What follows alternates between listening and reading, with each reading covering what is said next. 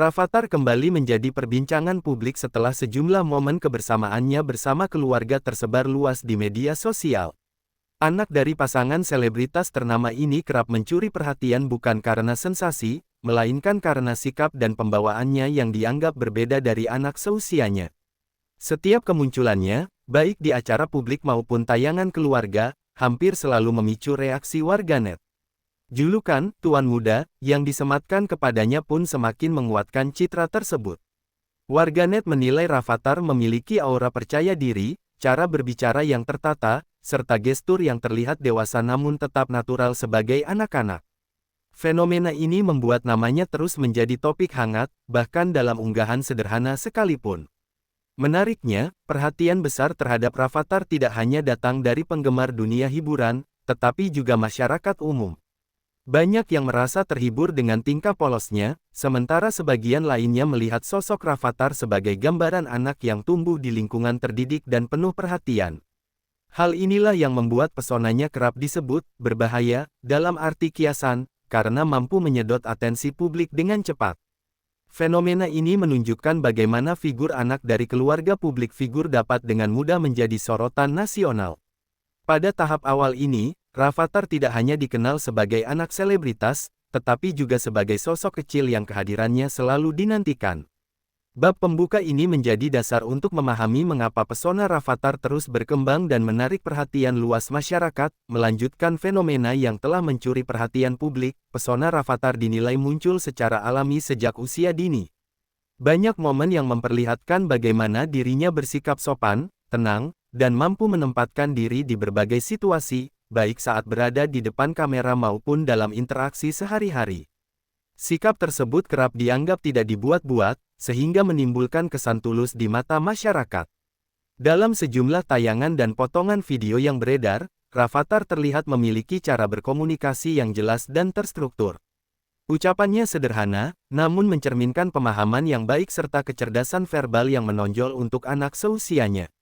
Hal inilah yang membuat publik merasa kagum, sekaligus heran bagaimana pesona tersebut bisa muncul secara konsisten. Tak sedikit warganet yang menilai pesona Rafathar terletak pada keseimbangannya sebagai anak-anak yang tetap ceria, namun memiliki pembawaan yang tenang. Ia masih menunjukkan sisi polos, gemar bermain, dan tertawa lepas, namun di saat yang sama mampu bersikap dewasa ketika berada di ruang publik. Perpaduan inilah yang membuat sosoknya mudah disukai berbagai kalangan. Pesona alami sejak usia dini ini kemudian menjadi fondasi kuat dari citra Tuan Muda yang melekat padanya. Tanpa perlu pencitraan berlebihan, Rafathar tumbuh sebagai figur anak publik yang menarik perhatian secara wajar.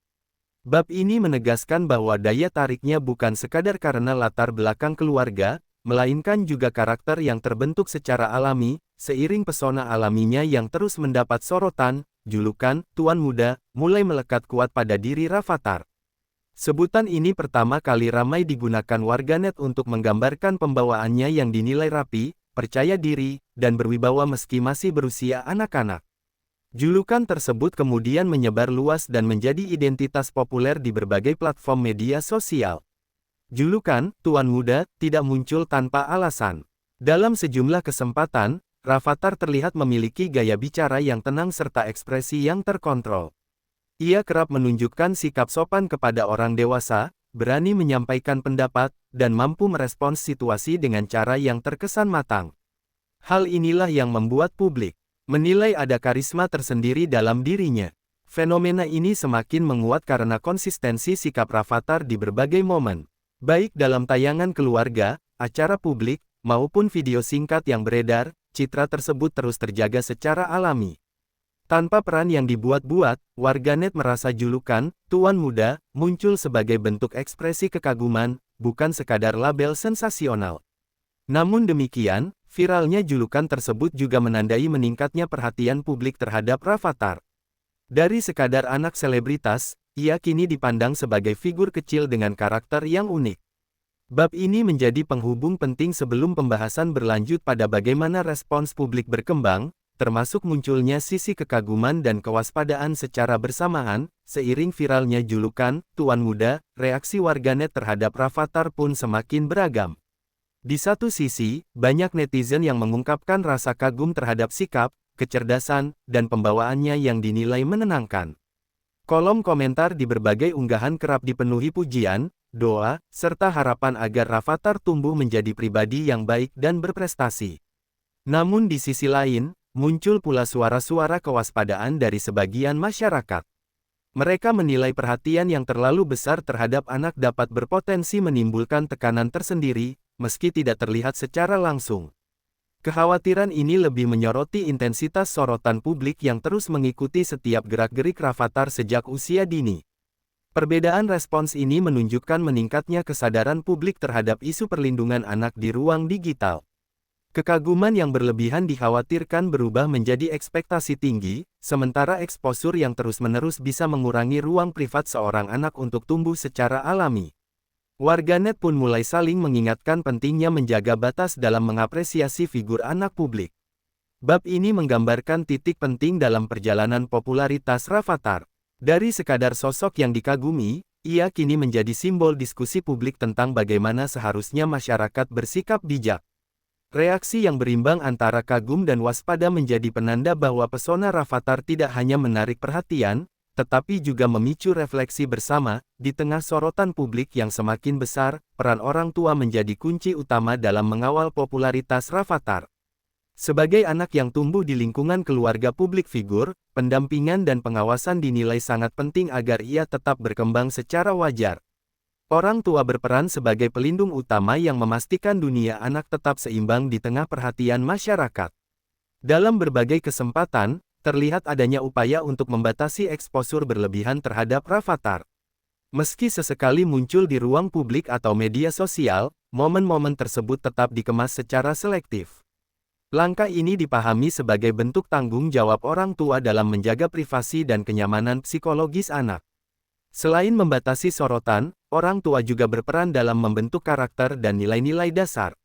Pendidikan, etika, serta kebiasaan sederhana dalam kehidupan sehari-hari menjadi fondasi penting agar Rafathar tidak terpengaruh secara negatif oleh popularitas yang ia miliki.